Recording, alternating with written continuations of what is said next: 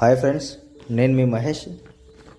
మన మిడిల్ క్లాస్లో చాలామంది ఆలోచించేది ఏంటంటే మంచి ఇల్లు కానీ ప్లాట్ కానీ స్థలం కానీ కొనాలనుకుంటారు కానీ కొనరు. ఎందుకంటే ప్రాపర్టీ చూసి కొనాలని డిసిజన్ తీసుకోవడానికి ఆల్మోస్ట్ మనకు 5 years నుంచి 7 years దాకా టైం తీసుకుంటారు మన వాళ్ళు.